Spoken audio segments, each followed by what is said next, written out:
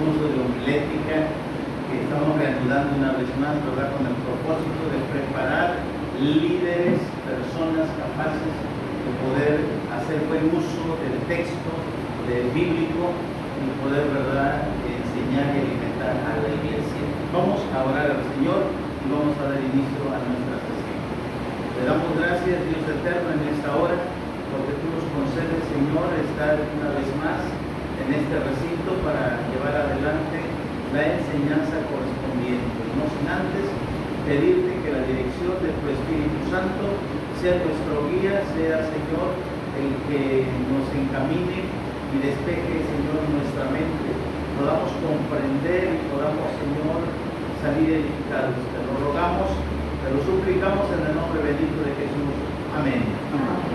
Tomen su asiento, amados hermanos. Vamos a tener el tratado del día de hoy, la lección número 4, el tema 4 de homilética. Lleva por título el sermón expositivo.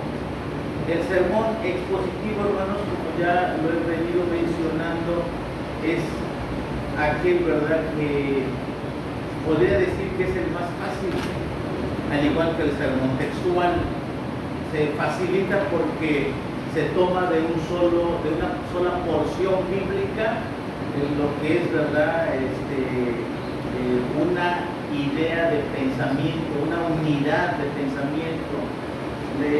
Los maestros de homilética lo llaman la perícopa. Yo lo llamo, ¿verdad?, también la unidad de pensamiento, todo lo que es, ¿verdad?, un asunto en un tratado, en una porción bíblica. Así es que hoy vamos a abordar el sermón expositivo. Vamos a ver la definición de un sermón expositivo. Y comenzamos con el párrafo que no es la definición es el segundo párrafo. Dice: el sermón expositivo es la forma más eficaz de dirigirse desde el púlpito, debido a que por encima de todos los demás tipos de discurso es el que más eficazmente llega a producir una congregación bíblica instruida. Yo quiero decirles, hermanos, que el sermón expositivo creo que es el que más se queda impregnado en la mente de la congregación. Un sermón expositivo lo van a recordar, mis hermanos, hasta después de un año. Lo van a recordar quizás por siempre. Yo recuerdo, hermanos, que hace algunos años, por lo menos 20 años y no más, un hermano nos daba una clase y nos decía, ¿verdad? Bueno, el sermón expositivo pues es el que llega, el que se queda en la mente de los oyentes, y él nos enseñaba sobre un tema, hermanos, sobre Segunda de Reyes, capítulo 6, sobre el aceite de la viuda, donde el profeta Eliseo hace un milagro de producir aceite en cantidad. Hermanos, si se me quedó esa enseñanza, toda esa unidad de pensamiento, cómo se desarrolla y cómo lo puede uno mantener en la mente. Así es que hoy estamos mirando que a través del sermón expositivo puede haber una congregación bíblicamente instruida, capacitada, que retenga, ¿verdad?, la enseñanza que se transmite a través del sermón. La definición de un sermón expositivo es el siguiente: un sermón expositivo es aquí el que se interpreta una porción más o menos extensa de las Escrituras en relación con un tema o un asunto. Quiere decir, hermanos, que no debe de extenderse a más de un asunto, no debe de abarcar más de un tema, un sermón expositivo.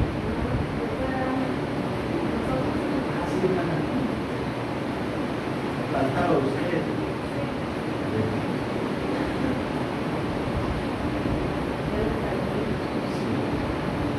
Entonces estamos mirando que un sermón expositivo, dice, ¿verdad?, es el que se interpreta una porción más o menos extensa de las Escrituras en relación con un tema, con un asunto no con dos. Cuando ustedes relacionen dos temas, hermanos, en una exposición dejará de ser un sermón expositivo y estarían haciendo ustedes un uso distinto del texto. El sermón expositivo se limita a un solo tema, a un solo asunto, a una sola porción, a una unidad de pensamiento. El grueso del material para el sermón se toma directamente del pasaje y del bosquejo. Conste en una serie de ideas progresivas centradas alrededor de aquella idea principal. Todas las divisiones, todas las subdivisiones y todo el bosquejo, hermanos, va a estar basado en las ideas progresivas centradas alrededor de aquella idea principal.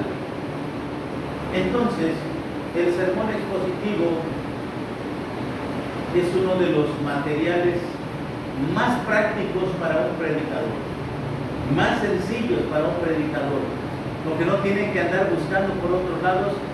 La unidad temática le proporciona todo el material. No significa que no vaya a echar un mano de algunas otras, de algunos otros pasajes, puede echar un mano, pero si no es necesario, hermanos, del mismo texto va a extraer todo. Dice la definición, al examinar esta definición, señalamos en primer lugar que el sermón expositivo está basado en una porción más o menos extensa de las Escrituras. Marquen eso, hermanos, que el sermón expositivo está basado en una porción más o menos extensa de las Escrituras. El pasaje puede constituir en unos pocos versículos o puede extenderse a través de todo un capítulo o incluso más de un capítulo. Yo les decía, ¿verdad?, en la última sesión que mirábamos el sermón textual y el sermón temático, que el sermón textual consta de un texto o máximo tres en una sola unidad de pensamiento. Y hoy vamos a mirar que el sermón expositivo mínimo son 4 versículos que debe contener esa unidad temática. Y de ahí se puede extender, como dice este párrafo, a todo un capítulo.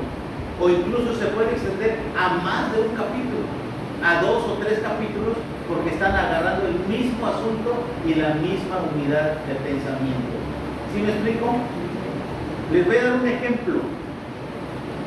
Cuando ustedes abren la Biblia en el libro de Hechos 10, encuentran la conversión de Cornelio. ¿Sí? En los primeros versículos, del versos 1 al 3, aparece que Dios le responde a Cornelio enviándole un ángel y le dice: tus oraciones y tus limosnas han subido y han llegado a la presencia de Dios. Manda pues a hombres a Jope para que hagas venir a un Simón que tiene por sobrenombre Pedro. Él habita en casa de Simón, curtidor, junto a la mar. Bueno, todo eso, hermanos, del verso 1 hasta el verso 8, dice, ¿verdad?, que Pedro estaba en la azotea esperando que le prepararan de comer cuando tuvo un éxtasis. Del verso 11 al verso 16 tenemos el éxtasis, pero es la misma unidad de pensamiento. Es la misma unidad de pensamiento, todo se va. Todo el capítulo 10 está hablando y refiriéndose a Cornelio, entre Cornelio y Pedro, y se va dando, y viene a cerrar el capítulo 10 con el verso 47, donde dice, ¿verdad?, que Dios derrama el Espíritu Santo también en los gentiles, es decir, Cornelio y toda su gente, que eran gentiles. Pero no termina en el capítulo 10. En el capítulo 11 se hace un resumen, porque haz de cuenta que a Pedro lo llaman a cuentas y le dicen: ¿por qué entraste a esta gente gentil y comiste con ellos? Y en el capítulo 11, del versos 1 al 18, empieza él a redactar los acontecimientos en un orden progresivo. En un orden progresivo, porque él dice: yo estaba en Jope y dice, ¿verdad?, estaba preparándome de comer. En tanto me preparaban, llegaron unos hombres enviados por Cornelio porque Cornelio había recibido una visión. Incluso vuelve a hacer mención de la visión de Cornelio y vuelve a repetir la visión que él tuvo, donde le dijo la voz del cielo: Pedro, levántate, mata y come. Y le dice, en lo que yo estaba pensando, el Espíritu Santo me dijo: ve con ellos porque yo los he enviado. Y fui, dice, ¿verdad? Y cuando comencé yo a hablarles del Evangelio, dice, cayó sobre ellos el Espíritu Santo. Y viene a cerrar, hermanos, esta perícopa o esta unidad de pensamiento con la pregunta: ¿quién era yo para que pudiera impedir que aquellos que habían recibido el Espíritu Santo no fueran bautizados? Y, o sea que, con eso les digo, ¿verdad?, que una unidad de pensamiento puede ser 4 versículos lo menos, puede extenderse hasta un capítulo completo o incluso un poco más de un capítulo. Y es la misma unidad de pensamiento. Eso puede ser en un ejemplo como el que les estoy dando, y puede haber más unidades de pensamiento que abarquen más de un capítulo. A eso se le llama la perícopa. Fíjense bien, para que cuando yo les diga la perícopa, ¿qué es la perícopa? Es la porción bíblica que podemos utilizar en un asunto, en un tema, ¿sí? Es la perícopa. También se llama unidad temática, también se llama unidad de pensamiento, o se llama el asunto en el texto. Solo que son términos que a veces, ¿verdad?, el maestro de homilética utiliza, y a veces nosotros nos quedamos cortos y decimos: bueno, pero ¿qué es la perícopa? Y hoy vamos a aprender, quiero que ustedes aprendan que la perícopa es la misma unidad de pensamiento y se está refiriendo a la porción breve o quizás, ¿verdad?, un poco extensa, más a un capítulo o un poco más, pero que todos abarcan un solo asunto. Un solo asunto, no puede abarcar más asuntos. Dice más adelante en el 4º párrafo: la definición también afirma que una porción más o menos extensa de las Escrituras se interpreta en relación con un tema o un asunto. Ahora, esa misma unidad temática la tenemos que interpretar. Por ejemplo, ya les di Hechos 10. Hechos 10 se tiene que interpretar, porque muchos lo han malinterpretado y han sacado de ahí que el ser humano ha recibido la orden de Dios que puede comer lo limpio y lo inmundo. ¿Está interpretando? No está interpretando. Está mal interpretando. No está haciendo buen uso del texto. Está, ¿verdad?, prácticamente manipulando al texto para que diga lo que él quiere que el texto diga. O como decíamos hace un momento, tenemos que hacer exégesis del texto y eso nos lleva a interpretarlo adecuadamente. Y cuando no hacemos un verdadero exégesis, entonces estamos haciendo eisegesis. Y en lugar de interpretar, le vamos a poner nuestras propias ideas de pensamiento, que es algo, ¿verdad?, que se recomienda que lo evitemos nosotros. El grupo de versículos que forman la base de un sermón expositivo es denominado por el doctor James Gray una unidad de exposición. Fíjense ahora que cómo lo está utilizando: una unidad de exposición, una unidad temática, una perícopa, una unidad de pensamiento. Todo eso es lo mismo. Aquí el doctor James Gray dice lo interpreta o lo distingue como una unidad de exposición. ¿Por qué? Porque va a ser utilizada para una exposición expositiva. Dice, continuando, más específicamente, la unidad expositiva consiste en un número de versículos de los que emerge la idea central. Así, el sermón expositivo, como el sermón temático y el textual, se centra alrededor de un tema dominante. Proviene de una cantidad de versículos en lugar de surgir de un solo versículo o de dos. La unidad temática viene, ¿verdad?, abarcando más versículos, más porción. y surge, dice, de todos esos versículos una idea central que nos lleva a poder nosotros decir, ¿verdad? Bueno, mi sermón va a llamarse de esta manera porque de todo lo que contiene yo extraigo, ¿verdad?, esta idea central. Está hablando, por decirlo así, del amor, está hablando, ¿verdad?, de la compasión, está hablando de la misericordia según de lo que estemos, de lo que hayamos seleccionado para nuestra exposición. El tema del pasaje debe siempre quedar presente en mente a través de un sermón expositivo. Y ya que esta idea principal se desarrolla sobre un pasaje, debería haber en el bosquejo una serie de ideas progresivas. ¿Qué vamos a buscar, hermanos? En la unidad temática, un bosquejo dice que contenga una serie de ideas progresivas. Progresivas quiere decir que tengan un comienzo y que tengan un seguimiento y que tengan, ¿verdad?, una conclusión. Eso es algo progresivo, de 0 a 10. Que lleve secuencia, eso es lo mismo, ser progresivo. Muy bien. Pero toda esa serie de ideas progresivas, todas ellas relacionadas con el tema. Cuidemos eso, que no nos salgamos nosotros del tema, aun cuando las ideas centrales nos están sujetando a un tema, para no vacilar o no estar, ¿verdad?, fuera de ello. En una exposición tenemos que desarrollar el significado o interpretar las escrituras. Este es el genio de la predicación expositiva. Desarrollar el significado o interpretar las escrituras. Son dos cosas bien importantes. Saber interpretar o saber el significado de lo que estamos, ¿verdad?, nosotros estudiando. Clarificar y hacer llano el significado de las escrituras. Para llevar esto a cabo, sin embargo, tenemos que estudiar los detalles a fondo a fin de dominarlos.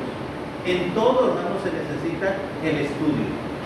En todo tipo de sermón vamos a necesitar la preparación previa, y la preparación previa es estudiar minuciosamente el texto que vamos a utilizar para evitar, ¿verdad?, que pasemos por alto quizás algún punto sumamente importante, o quizás, ¿verdad?, no estemos hablando centrados en el tema porque no lo hayamos estudiado de manera adecuada. Sí, y bueno, ese es un punto importante, saberlo interpretar, pero también antes de saberlo interpretar, tiene uno que estudiarlo minuciosamente, todo, no una vez, sino si es necesario 10 veces o más, para que ustedes se vayan familiarizando con el contenido. Al grado que miren, al grado que ustedes pudieran hacer una síntesis de su unidad temática y pudieran decir, ¿verdad? Bueno, fíjense que en el versículo 1, 2 es la presentación. En el versículo 3 y 4 nos habla, ¿verdad?, sobre una introducción de lo que va a hablar. Y del verso 6 al 10, ahí está el centro, el cuerpo del sermón, lo que está más centrado de todo. Entonces, nosotros tenemos ya prácticamente una idea clara de lo que es el texto. ¿Por qué? Porque lo hemos estudiado. Porque llega el momento, hermanos, en que el predicador, y ustedes lo han notado, el predicador está dando el sermón y está estudiando, pero no puede leer y está diciendo unas palabras por otras. ¿Han escuchado eso? Que el predicador está diciendo otras palabras que no son las que están escritas en la Biblia. Entonces eso quiere decir que no ha leído adecuadamente, no ha leído la Biblia lo suficiente como para decir, ahora ya tengo el sermón. Entonces, cuidemos eso, hermanos. Mucha preparación siempre será necesario. Nunca será suficiente decir, con eso, entre más podamos preparar, será mejor, hermano. Ahora vamos a mirar a continuación la diferencia entre un sermón textual y un sermón expositivo. Aquí le falta la palabra ex, ¿sí? Entonces agréguenle ahí la palabra ex. ¿Qué diferencia puede haber entre un sermón textual y un sermón expositivo? Dice, será bueno pasar ahora a examinar cuidadosamente la diferencia entre sermón textual y uno expositivo. Hemos visto anteriormente que un sermón textual es aquel en el que las divisiones principales, las partes principales del sermón de un texto que consiste en una breve porción de las Escrituras, generalmente un solo versículo, algunas veces incluso una parte de un versículo, a veces ni siquiera el versículo completo, hermanos. Necesitamos, para sacar un tema, hermanos, no necesitamos todo un texto. A veces necesitamos más de un texto en el sermón textual, pero cuando nosotros podamos utilizar, hermanos, menos de un texto, es agarrar solamente una idea, la primera idea o la segunda idea. Les voy a dar un ejemplo. Busquen en su Biblia, segunda de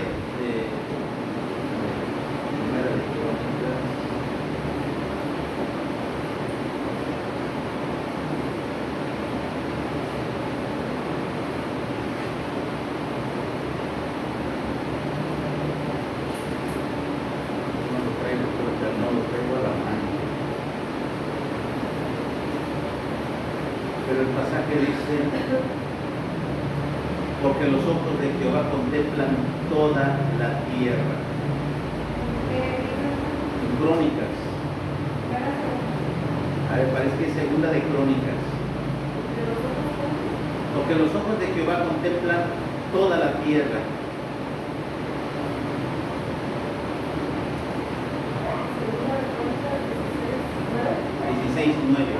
Muy bien.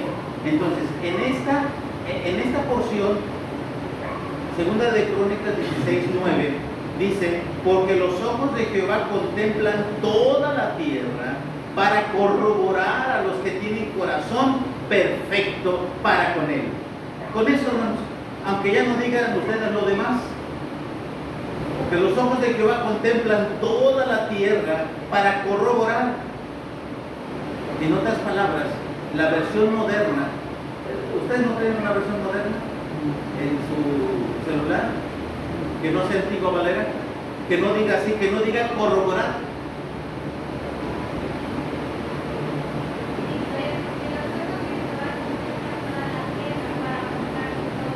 Muy bien. Y hay otras versiones que no dicen corazón perfecto, sino que dicen, ¿verdad?, que tienen un corazón dispuesto. Entonces, cuando nosotros investigamos los diferentes términos, nosotros sacamos un sermón textual, porque los ojos de Jehová contemplan toda la tierra. ¿Para qué? Para corroborar. ¿Y cómo dijo la versión esta? Para mostrar, ¿sí? O para ayudar a todo aquel que tiene un corazón perfecto para con él, o aquel que tiene un corazón dispuesto para con él. Entonces, en las diferentes versiones, nosotros vamos a poder sacar un bonito sermón en esta porción y no llega ni siquiera a un texto. Es la mitad de un texto, porque la segunda mitad del texto ya va a hacer mención de lo que dicen los primeros versos, del versos 1 hasta el versos 8. Va a tener que ver con lo que dice en los versos anteriores. Pero el versículo 9 al principio nos hace hincapié sobre algo. Por ejemplo, nosotros decimos, porque los ojos de Jehová contemplan toda la tierra. ¿Eso será posible? Lógico que sí, porque ante la presencia de Dios está todo. Incluso decía David, hermanos, en el Salmo 139, si me fuera a las alturas de los cielos, allá estás tú. Si me fuera a la profundidad de los abismos, allá estás tú. A ver.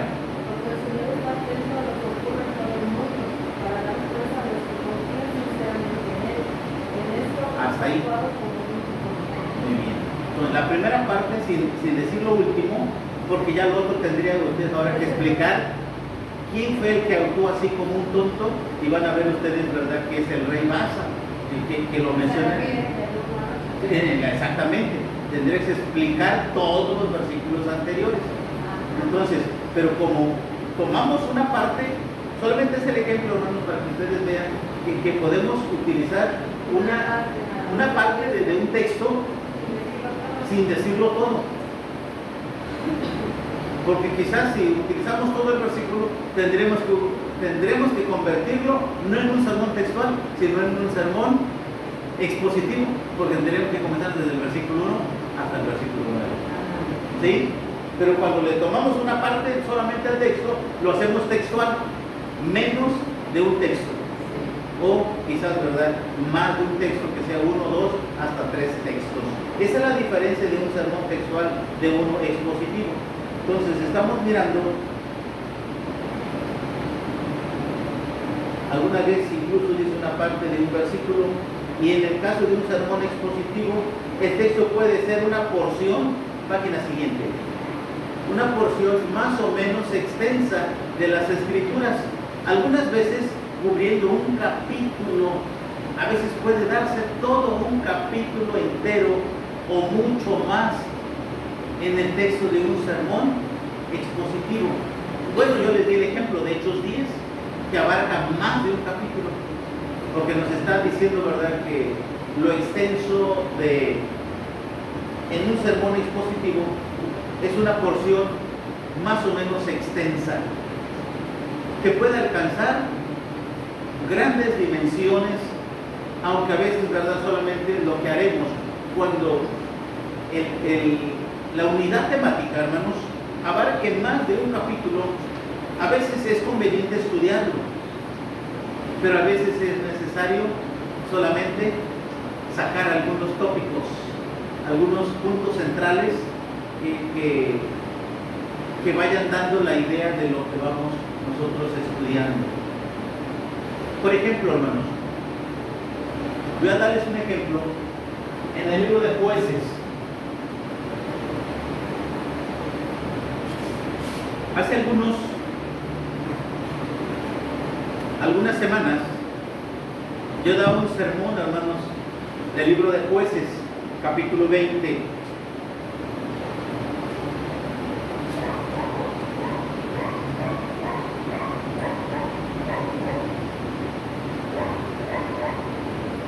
En el capítulo 20 está el desarrollo de la solución de un asunto. Jueces 20 nos presenta una depravación que hicieron unos hombres de la tribu de Benjamín, capítulo 20.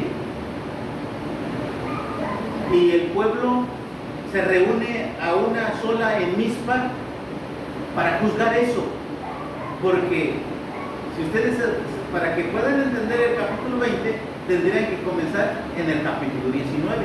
En el capítulo 19, versos 1, dice: en aquellos días, cuando no había rey en Israel, hubo un levita que moraba como peregrino en los lados de los montes de Efraín, el cual había tomado mujer concubina de Betlén de Judá, y su concubina adulteró contra él y fuese de su casa a la casa de su padre.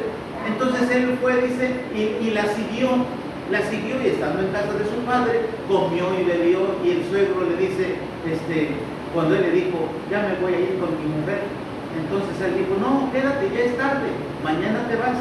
Y se quedó, comieron y bebieron, y en la tarde del siguiente día nuevamente le dice el yerno: ya me voy a ir con mi esposa, me la voy a llevar. Y el suegro insistió y lo volvió a hacer que se quedara una vez más.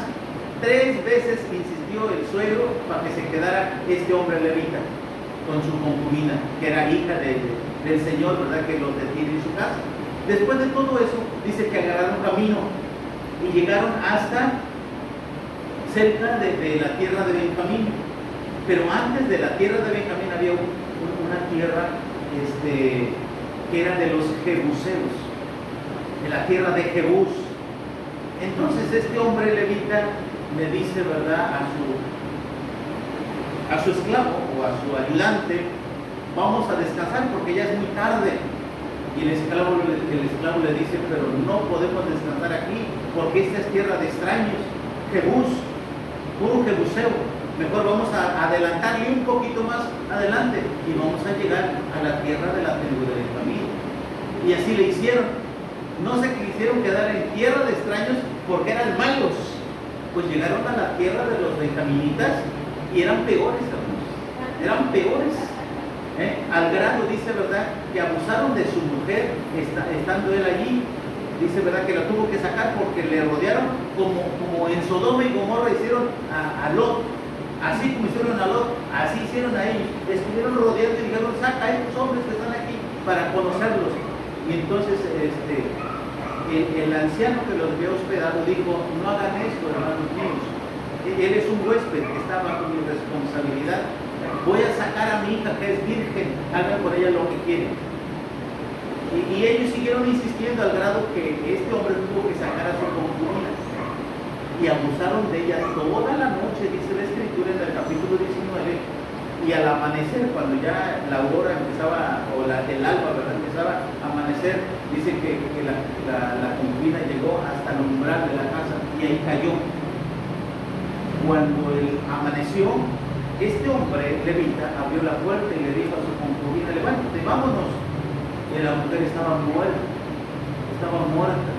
Entonces lo que hizo el levita, la tomó y la echó en su cabalgadura y se la llevó hasta su tierra. Llegando a su tierra, dice, ¿verdad?, la cortó en 12 pedazos a la mujer, ya muerta, la cortó en 12 pedazos y la puso en 12 carruajes. Y para cada tribu mandó un carruaje, para otro tribu otro carruaje. 12 carruajes, 12 partes de la mujer. Y todos los que habían eso decían: pero ¿cómo es posible? Nunca se había visto tanta depravación, y menos en Israel. ¿Quién habrá hecho eso?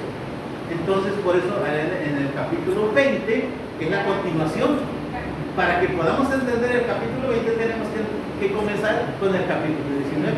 Y con eso, y todo esto es una sola unidad temática. Cuando yo di este sermón, utilicé los dos capítulos. Porque está hablando del juicio. Exactamente, es de la continuación.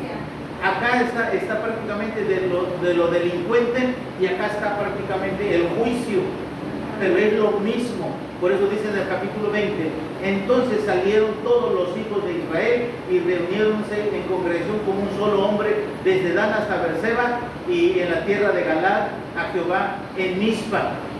Y empezaron, dice en el verso 11: y juntáronse todos los hombres de Israel contra la ciudad, ligados como un solo hombre.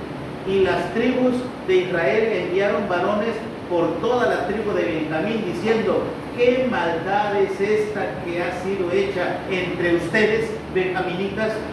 Entonces le dice en el versículo 13: entréguennos a esos hombres malvados para que los matemos y se acabe la maldición. Y los benjaminitas, en lugar de entregarle a los malvados, todos se levantaron en armas. Y dice que los benjaminitas eran 26,000. Pero los de la tribu de Israel, las 11 tribus restantes, eran 400,000. Y allí está una enseñanza bien importante. ¿Qué es lo que sucedía? Que los hijos de Benjamín, la Escritura los presenta como hijos de Belial. Hijos de Belial. Todo el grupo de los benjaminitas. Y tenían un poder, hermanos, un poder de guerra, que dice la Escritura en el verso 16: de toda aquella gente había 700 hombres escogidos que eran ambidextros, todos los cuales tiraban una piedra con una honda a un cabello y no erraban. Imagínense, de aquí a la carretera, tirar una piedra con una honda a un cabello, no dice a un caballo, dice un cabello, a un cabello, y no erraban, y eran ambidestros. ¿Qué es eso? Zurdos. Lo mismo que podían hacer con la derecha, lo hacían con la izquierda. Y eran 700 hombres ambidextros, al grado que dice en el verso 18 que las 11 tribus consultaron con Jehová y dijeron: Señor, ¿quién subirá de nosotros el primero en guerra contra los hijos de Benjamín? Y Jehová respondió: Judá, que vaya primero. Y fueron, hermanos, y fueron derrotados, porque cayeron 22,000, dice el verso 21. Salieron entonces los de Gaba, los hijos de Benjamín, derribaron en tierra aquel día 22,000 hombres de los hijos de Israel. Mas reuniéndose el pueblo, se volvieron a reanimar y dijeron: vamos a volver a ir y los vamos a dominar, porque ellos son 26 y nosotros somos 400,000. Y por segunda vez en el verso 23 dice: porque los hijos de Israel subieron y lloraron delante de Jehová hasta la tarde y consultaron con Jehová diciendo: tornaré a pelear con los hijos de Benjamín, mi hermano. Y Jehová le respondió: suban contra ellos. Y vuelven a perder, hermanos. Verso 25, vuelven a salir derrotados, porque estaban peleando, hermanos, en contra de una fortaleza satánica. Y la Biblia lo dice, que era una fortaleza de Belial. Dice ahora, versos 25, versos 26, entonces subieron todos los hijos de Israel y todo el pueblo y vinieron a la casa de Dios y lloraron y sentáronse allí delante de Jehová y ayunaron aquel día hasta la tarde. Incluyen el ayuno. Este mensaje es: el ayuno rompe ataduras satánicas. Así le puse yo a mi sermón: el ayuno que rompe ataduras satánicas. Y después de que ayunaron, dice el verso 26, después de que ayunaron hasta la tarde y sacrificaron holocaustos pacíficos delante de Jehová, y los hijos de Israel preguntaron a Jehová, porque el arca del pacto de Dios estaba allí en aquellos días. Y Fines, hijo de Eleazar, hijo de Aarón, y se presentaban delante de ella en aquellos días y dijeron: tornaremos a salir en batalla contra los hijos de Benjamín, mi hermano, o estaré me quedo, o estaré me quieto, dice. Y Jehová dijo: subid, porque mañana yo lo entregaré en tu mano. En las anteriores les dijo: vayan y peleen. En la segunda vez les dijo: vayan y peleen. Pero en la tercera vez, después de que ayunaron, oraron y lloraron delante de Jehová, dice el Señor, les dijo: vayan, porque yo los voy a entregar en sus manos. Y se dio la batalla, hermanos, en el verso 30, y dominaron a todas estas gentes. Y apuradamente quedaron unos 700 hombres, que si ustedes quisieran continuar con otro tema, en el capítulo 28. Ahora, ¿qué va a suceder con la tribu de Benjamín? ¿Va a quedar desolada?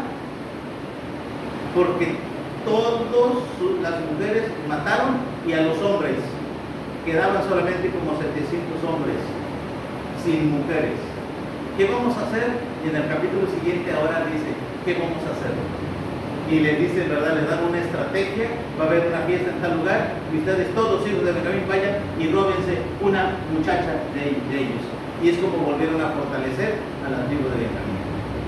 Pero realmente está bonita esta historia, hermanos, cuando uno se adentra, pero eso hay que estudiar.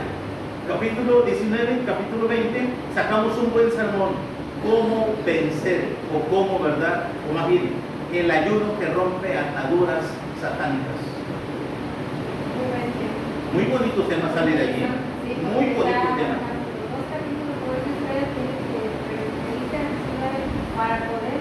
Sí, y es lo que nos está diciendo, ¿verdad? La porción de aquí de nuestra lección, más o menos extensa de las Escrituras, algunas veces cubriendo un capítulo entero o muchos más textos, tomándose las divisiones del mismo pasaje. Del mismo pasaje se van a tomar las divisiones. Muy bien, hasta aquí, hermanos, termina nuestra lección. Lo que continúa es parte de la lección, pero son ejemplos. Son ejemplos. Más ejemplo, Sí, y quiero darles mejor otro ejemplo, porque eso ustedes lo pueden estudiar en casa, o lo estudiamos sin explicar ahorita, y ya ustedes se lo van a llevar. Dice, ejemplo de un sermón expositivo. Seleccionamos Éxodo 14, versos 1 al 14. No podemos penetrar en todo el proceso de exégesis de este pasaje, pero hasta que esta tarea no esté realizada, no estaremos en posición de emprender la construcción de un sermón expositivo, hasta que no se haya hecho el proceso de exégesis del pasaje de Éxodo 14, del 1 al 14. Sin embargo, una vez que hayamos llevado a cabo el cuidadoso examen del texto, estaremos listos para preparar un bosquejo del pasaje. Elegimos como nuestro principal punto a destacar aquellas lecciones que se derivan del callejón sin salida. Así se va a llamar el sermón de Éxodo 14, el callejón sin salida, porque es evidente que, como el pueblo de Israel ante el Mar Rojo, también nosotros nos encontramos en ocasiones en apuros que aparece no ofrecer ninguna vía de salida, en un callejón sin salida. Con esta idea en la mente, sacamos entonces varias lecciones o variedades del texto de la manera que sigue. Y aquí ya lo tenemos. Primero, el callejón sin salida. Es el lugar al que en ocasiones Dios nos conduce como primera división, y va a tener 4 divisiones. Y estará sujeto del versos 1 al versículo 4. La segunda división será el callejón sin salida. Es el lugar en el que Dios nos prueba, versos 4 al 9. Tercera división, el callejón sin salida, es el lugar en el que en ocasiones le fallamos al Señor, versos 10 al 12. Y cuarta división, el callejón sin salida, es el lugar donde Dios actúa en nuestro favor. Si el lector quiere ver cómo estas verdades han sido derivadas del texto, debiera volverse otra vez al pasaje y observar el desarrollo del bosquejo punto por punto. Éxodo 14, del 1 al 14, no solo presenta 4 lecciones principales, sino que también provee todas las subdivisiones del bosquejo. Así el texto provee el grueso del material necesario para el sermón. No solamente tenemos las divisiones principales, las 4 divisiones, sino las subdivisiones que nos van a ayudar a complementar lo que será, ¿verdad?, el grueso de nuestro sermón, como nos dice aquí. Presentamos a continuación el bosquejo de Éxodo 14, 1 al 14, mostrando las subdivisiones bajo sus divisiones principales respectivas. Ya vamos a mirar ahora cómo sería la estructura de un bosquejo con las divisiones principales y sus subdivisiones. El callejón sin salida sería el título. Primero, el callejón sin salida es el lugar al que en ocasiones nos conduce Dios, versos 1 al 4. Subdivisión, inciso A, por un mandato específico. Por ejemplo, Dios les dijo, vayan en dirección al Mar Rojo. Y cuando estaban llegando al Mar Rojo, por orden del Señor, voltean y ven que viene atrás de ellos el ejército egipcio. Entonces, ¿pero quién los llevó a ese callejón sin salida? Dios. Por eso dice, por un mandato específico. Segundo, para sus propios propósitos, versos 3 y 4. ¿Cuál era el plan de Dios, hermanos? Mostrar su gloria y exterminar al pueblo egipcio, al ejército egipcio. Y solamente podía hacer en el mar, abriendo el mar, y que ellos entraran y cruzaran, y el ejército quedara sepultado en el mar. Por eso dice, para sus propios propósitos. Segundo, el callejón sin salida es el lugar en el que Dios nos prueba, versos 4 al 9. En el camino de la obediencia, si es que le obedecemos o queremos hacer lo que nosotros mejor nos plazca. Y a veces por miedo, hermanos, o por simplemente, ¿verdad?, no tener en mente a Dios, escuchamos, ¿verdad?, al enemigo y no hacemos lo que Dios está ordenando. Inciso B, o la subdivisión, permitiendo que nos alcancen circunstancias abrumadoras,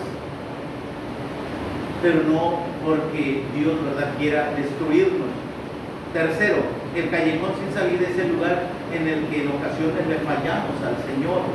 ¿Por qué? Inciso A, o la subdivisión por una incredulidad. El pueblo, ¿verdad? El pueblo empezó a gritar y le dice a Moisés: ¿acaso no había sepulcros en Egipto que nos has traído a morir aquí en el desierto? Y entonces Moisés les dice, ¿verdad? Estáos quedos y vean la salvación del Señor.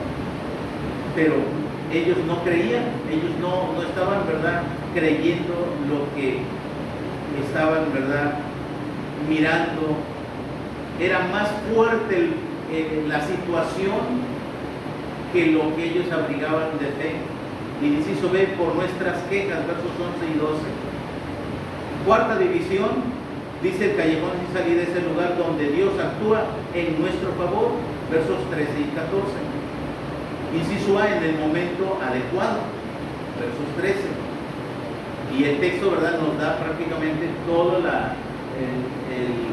el material para que podamos darnos cuenta que Dios va a actuar en el momento preciso, no, ¿verdad?, fuera de momento ni fuera de lugar. Y inciso B, ¿cómo? Asumiendo el control. Entonces le dice el Señor a Moisés: ¿pero por qué clamas a mí? Extiende tu vara para que las aguas se abran y puedas pasar con el pueblo. Entonces, Dios tiene el control sobre todas las cosas, aun cuando el pueblo veía, hermanos, se sentían destruidos, se sentían acabados por la situación que se les venía encima. Entonces, hasta aquí podemos mirar, hermanos, un ejemplo de lo que es un bosquejo, ¿verdad?, de un sermón expositivo, basado en una unidad temática del capítulo 14 de Éxodo, del 1 al 14. Y en toda esta unidad temática nos arroja, ¿verdad?, toda esta enseñanza también. Quisiera, hermanos, rápidamente, aquí queda otro ejemplo que en casa pueden ustedes leerlo. Quisiera que viéramos una unidad temática rápidamente.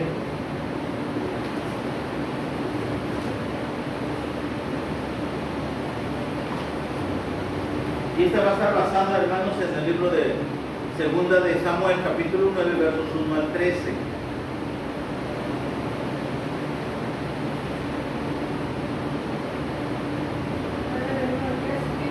Sí, Segunda de Samuel 9, del 1 al 13.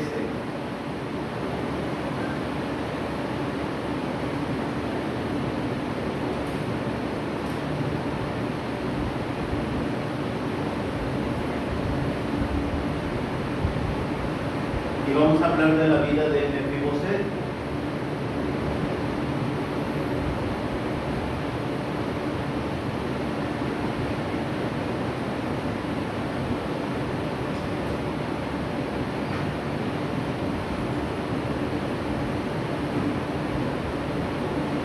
El tema o el título lo vamos a dejar al último, hermanos, pero ese va a ser el esquema. Y el texto ya lo tenemos. El objetivo, en la exposición, hermanos, de lo que es el tema, tanto textual como temático y expositivo, no nos maneja, ¿verdad?, objetivo, nos maneja propósito. ¿Sí? Entonces vamos a manejar la misma palabra, objetivo u propósito.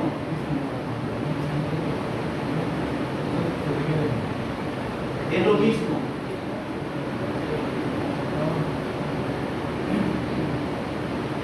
Introducción.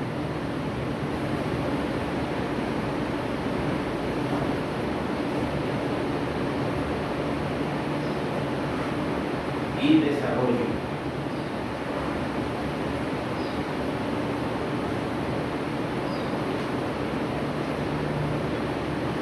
Vamos a mirar, en primer lugar,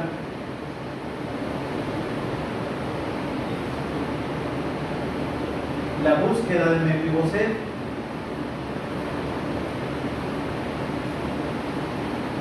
Basada en los versículos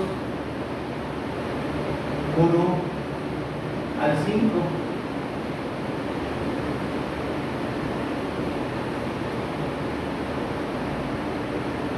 Segundo, vamos a mirar o vamos a Mefiboset es traído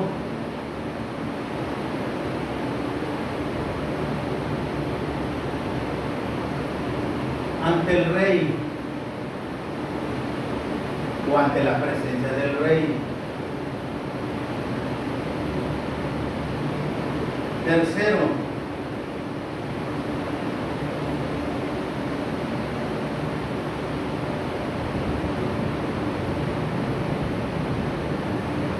esto es en el versículo 6.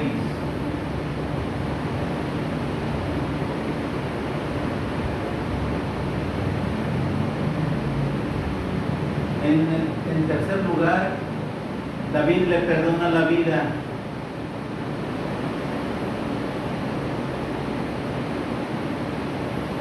basado en el versículo 7.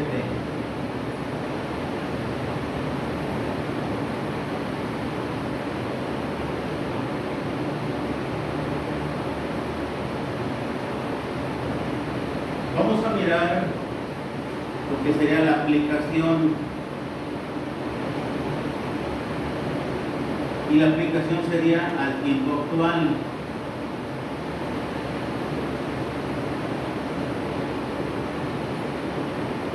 Y sería la conclusión. Ese sería el bosquejo, hermanos, de cómo podemos nosotros estructurar un sermón expositivo, abarcando una sola unidad temática, una unidad de pensamiento, un solo asunto, y en este caso, ¿verdad? Segundo de Samuel 9, del 1 al 13, nos presenta la vida de Mefiboset. Y comenzando del versos 1 al verso 5, empezamos, ¿verdad?, con la búsqueda. Y como inciso A,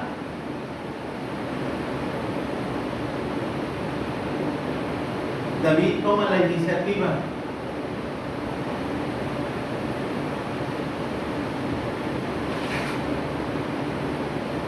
Inciso B, pregunta, ¿dónde está? Después de eso, ¿verdad? Cuando ya se da cuenta dónde está, le dice, ¿verdad? Vayan y tráiganlo. Y ya entonces ahora Mefiboset ante el rey, el versículo 6 nos presenta, dice, ¿verdad? Que él se postró. Él se postró sobre su rostro hasta topar el suelo. Y él se presenta como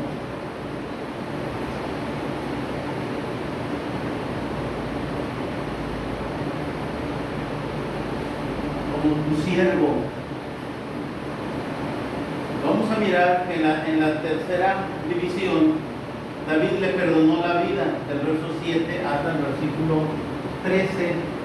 Ya encontramos todo el desarrollo. En el versículo 8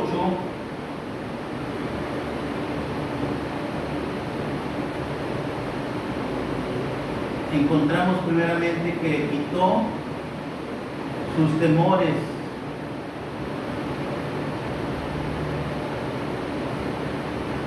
También le devolvió sus tierras.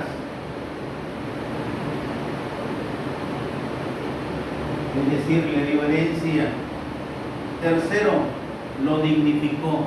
Aquí sería el inciso A, inciso B, aquí abarca hasta el inciso C. Inciso C. Lo dignificó.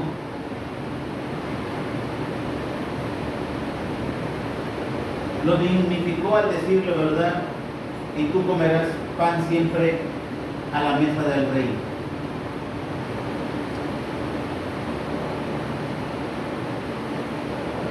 Bueno, encontramos, hermanos, esta estructura o esta forma sencilla de desglosar el texto bíblico. Encontrar, ¿verdad?, en ello que comenzando, si nosotros hacemos ahora, nos faltaría la introducción. Para poder hacer, hermanos, una buena introducción, tendríamos que hacer mención de lo que es el pacto de David con Jonatán. Y la introducción entonces estará basado en primera de Samuel, capítulo 20, versos 12 al verso 17. Ahí está el pacto de David con Jonatán. Cuando el rey Saúl quería matar, ¿verdad?, a David, hacen un pacto ellos. Y lo que Jonatán le dice, ¿verdad?, lo que yo te pido es que te voy a ayudar para que mi padre el rey no te mate. Pero júrame que tú harás misericordia. Si yo muero, aun cuando ya no esté yo, tú harás misericordia con mi familia, quien quede con vida. Entonces, esto como introducción. Ahora, cuando ya llegamos nosotros a lo que va a ser la primera división, la búsqueda, entonces ahora David está recordando y dice, ¿verdad?, ¿quedará alguno de la casa de Saúl para quien yo pueda hacer misericordia? Entonces David toma una iniciativa de buscar con quién hacer misericordia en base al pacto que ha hecho con Jonatán.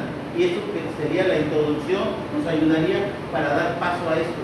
Ahora, teniendo aquí nosotros presente que David toma la iniciativa, él dice, ¿verdad?, ¿alguien sabe si existe alguien? Entonces le dijeron, sí, dice, ¿verdad?, Siba sabe algo de eso. Manda a traer a Siba y le pregunta, ¿verdad?, a ver, dime, explícame, ¿qué es lo que tú sabes de esta familia o de esta persona? Y él dijo, no, pues hay un hombre lisiado de ambos pies y se llama Mefiboset. Él vive, luego dice, ¿verdad?, ¿y dónde está? ¿Dónde se encuentra? Siba le dice, se encuentra en Lodebar, en casa de Maquir. Y Lodebar, hermanos, significa casa de miseria. Lodebar significa, hermanos, prácticamente el lugar del dolor. Ahí es donde se encontraba Mefiboset. Entonces, ahora, el rey manda a traer a Mefiboset, lo manda a traer. Cuando Mefiboset llega, hermanos, ¿qué era Mefiboset? ¿No era un príncipe? Era un príncipe, ¿verdad? Debió de llegar reclamando, este reino que tú tienes me toca a mí, pero él llega y se postra y reconoce, hermanos, reconoce la grandeza del rey, y él se considera prácticamente, ¿verdad?, indigno de estar ante el rey, cuando él, su origen es un príncipe, pero su condición le había llevado a una situación de miseria. Y le pregunta el rey, ¿eres tú, Mefiboset? Y él dice, tu siervo. Él reconoce su condición y el puesto que representa en David delante de él. Cuando él pudiera, ¿verdad?, decir, pues es que el reino me toca a mí, yo soy el príncipe, pero él no dice yo soy el príncipe, él dice yo soy tu siervo. Entonces, son palabras claves que vamos nosotros encontrando en el pasaje y nos da a entender, ¿verdad?, que él reconoce. Y cuando leemos el versículo 8, él dice, ¿verdad?, cuando David le dice, te voy a regresar todas las tierras que fueron de tu padre Saúl, y tú comerás siempre pan a mi mesa. Entonces en el versículo 8 comenzamos mirando, él dice, ¿verdad?, pero ¿quién es tu siervo para que mires a un perro muerto como yo? O sea que, para empezar, en la tercera división tenemos que hablar de que le perdonó la vida. Le perdona la vida porque él era digno de muerte, porque ya el rey era consagrado, ya no podía ponerse otro rey, y todos los descendientes del antiguo rey tenían que morir. Entonces le quita sus temores, le dice, no temas, no tengas temor, porque a la verdad yo no te haré daño, al contrario, voy a hacer misericordia por el pacto que hice con tu padre Jonatán. Y además le dio herencia, le dice, te devolveré las tierras. Y no solo le devuelve las tierras, sino en los versículos siguientes llama a Siba y le encarga, hermanos, que trabaje las tierras para que no le falte nada a Mefiboset. Y lo dignificó y le dijo, ¿verdad? Y tú comerás pan siempre a mi mesa. La aplicación, hermanos, al tiempo actual es que la condición de Mefiboset es nuestra condición. En nuestra condición de miseria en la que nos encontrábamos, el Señor tomó la iniciativa de buscarnos. Y también Dios preguntó en el huerto del Edén, cuando dijo, ¿verdad? ¿Dónde estás tú? Al igual que David. Así es que la escena de David es una representación de la máxima misericordia de Dios. David está haciendo aquí un papel, el papel de la misericordia de Dios, porque Dios busca al ser humano y le dice, ¿dónde estás tú y por qué estás en esta condición? También nosotros somos llevados ante el Rey y tenemos que reconocer, tenemos que postrarnos delante del Rey y soberano y convertirnos, ¿verdad?, en siervos del Señor. Esto es haciendo prácticamente una aplicación al tiempo actual. El Señor nos perdonó la vida, hermanos, nos perdonó la vida, nos dio herencia, las promesas que le dio a Abraham también para nosotros, lo dignificó. A Mefiboset lo sentó a la mesa del rey. Y a nosotros, hermanos, en conclusión, vamos a mirar qué es lo que hizo Dios con nosotros. En el libro de Efesios, capítulo 2, versos 5 y 6. Ayúdenme a leer. 2, 5 y 6. Aún estando nosotros muertos en pecados, nos dio vida juntamente con Cristo, por gracia pensaron, y juntamente nos suscitaron en los lugares celestiales con Cristo Jesús. Muy bien. Si Mefiboset fue dignificado, nosotros como hijos de Dios hemos sido dignificados, estando muertos como Mefiboset, dice, ¿verdad? Pero ¿qué has visto en tu siervo? Como un perro muerto como yo. Nosotros también, hermanos, estábamos en esa misma condición y el Señor, ¿verdad?, nos dignificó y nos glorificó. Bueno, ahora vamos a ponerle el nombre al tema, hermanos, y podría ser de mendigo a príncipe.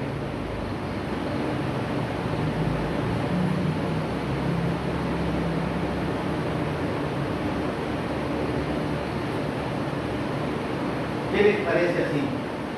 De mendigo a príncipe.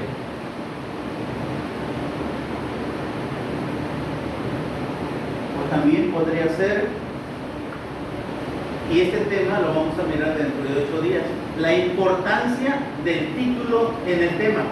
Entre más llamativo hagamos nuestro título, más impactante va a ser y se quedará en la mente de los oyentes. Otro tema, otro título podría ser de Lodebar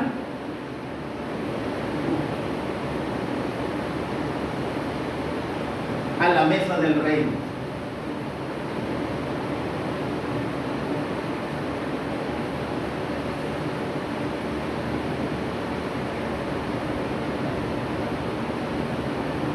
Otro posible título podría ser de la miseria a la realeza. ¿Sí?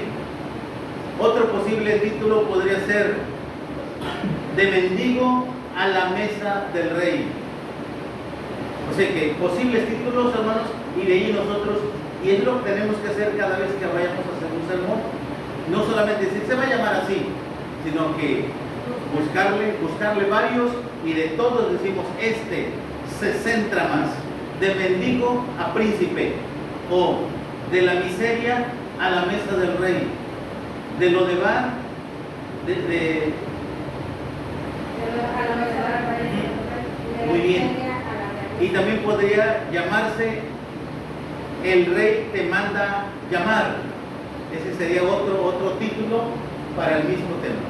Y de ahí seleccionamos cuál sería el ideal. Entonces, con eso en mente, hermanos, podemos nosotros ahora decir, bueno, mi tema se va a llamar de esta forma, el texto va a estar basado en tal pasaje. El objetivo, ¿cuál es el objetivo El objetivo es, o el propósito, es resaltar la bondad del Rey como una muestra de la misericordia de Jesús por la humanidad. Repito, el propósito del sermón sería resaltar la bondad del Rey como una muestra de la misericordia de Jesús por la humanidad.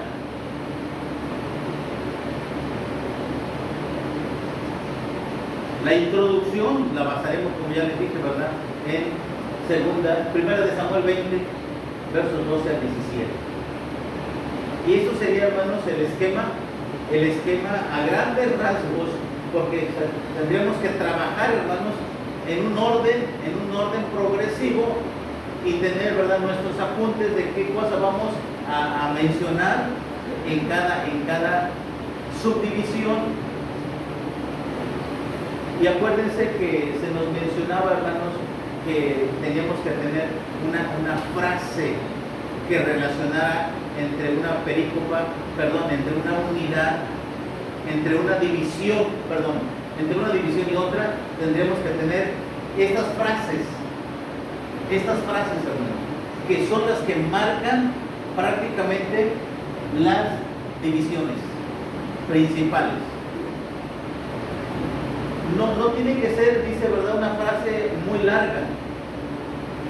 Lo único que busca es entrelazar de una división a otra división. Porque aquí estamos hablando de la búsqueda, acá estamos hablando de que es traído ante el Rey o ante la presencia del Rey. Y como ya terminamos de hablar de eso, ahora vamos a hablar qué es lo que el Rey hizo por él. ¿Sí? Entonces, estas frases que en las lecciones anteriores hemos estado mirando, que son las que conectan a una división con otra división, para que podamos nosotros saber hasta dónde termina, hermanos, una primera parte y comienza la segunda parte y la tercera parte, hermanos, teniendo frases de transición, he llamado en las lecciones anteriores, frases de transición. Entonces son prácticamente los encabezados de las divisiones. Y las subdivisiones, pues lo vamos a marcar, ¿verdad?, con incisos, inciso A, inciso B. Esas ya serían, ¿verdad?, las subdivisiones como complemento de las divisiones principales. Comentarios, hermanos, hasta aquí terminamos nuestra clase. La conclusión, ¿está bien? La conclusión estaría basada en Efesios capítulo 2, versos 5 y 6. Ya sea que lo lea o solamente lo parafraseen, hermanos, ¿sí? De ahí sacan ustedes lo mismo, porque Efesios 2, Efesios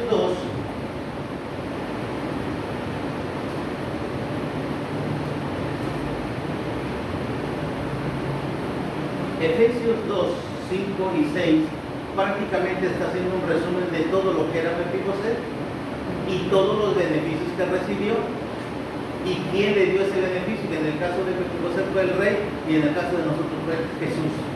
Prácticamente lo podemos parafrasear o lo podemos leer para cerrar el estudio. Que estando muertos en los pecados, nos dio vida, nos perdonó y nos dio, ¿verdad?, heredad y nos dignificó, sentándonos también, dice, ¿verdad?, en lugares celestiales con Cristo Jesús. ¿Algún comentario, hermanos, que quieran hacer? ¿A poco? Es que esta es más fácil, sí, cierto, es más fácil. Incluso en el desarrollo de la clase nos dijo, ¿verdad?, se facilita más esta, porque no tenemos, ¿verdad?, que ir a otras fuentes, a menos que tengamos, ¿verdad? Por ejemplo, como aquí, antes de todo esto, en la introducción, sí tenemos que ir a las raíces del tratado que vamos a tener. Es el mismo tema, solamente que este es el origen, el pacto de David con Jonathan, y este es prácticamente el cumplimiento de ese pacto. Sí. Bueno, hermanos, pues se alcanzó a entender también. Porque de hecho usted nos dejó una tarea. Una tarea. Entonces yo le estaba comentando a aquel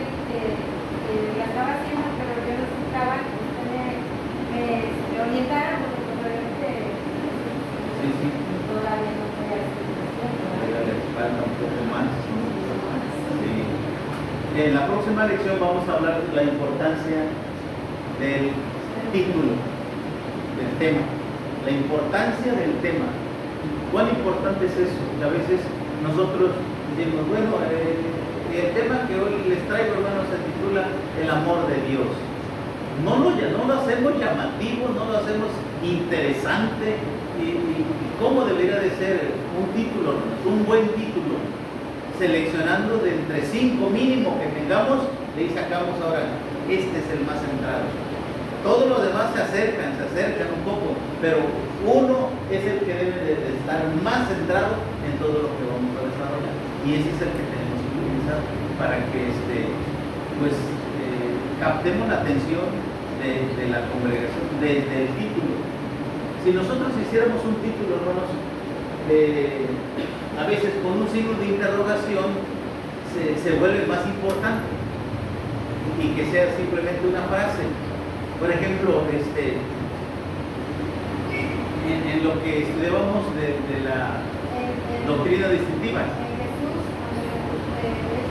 Jesús, criatura o creador, entonces como que tenemos que definir eso, ¿no? Y entonces hay que poner atención para ver qué es lo que realmente es, o es pecado la transfusión de sangre. O sea, como ejemplos sencillos de que un título, ¿verdad?, tiene mucha importancia y puede impactar en la vida de los oyentes, captando la atención. Y sobre todo también vamos a hablar, hermanos, un poco de lo que es la introducción. La introducción juega un papel importante en el sermón. Muchas veces nosotros no hacemos introducción, nos damos el título y nos vamos al asunto ya, sin dar prácticamente un desboce, hermanos, de lo que vamos a hablar, y haciendo un acercamiento y cómo pueda hacerse, ¿verdad?, una buena introducción de un sermón.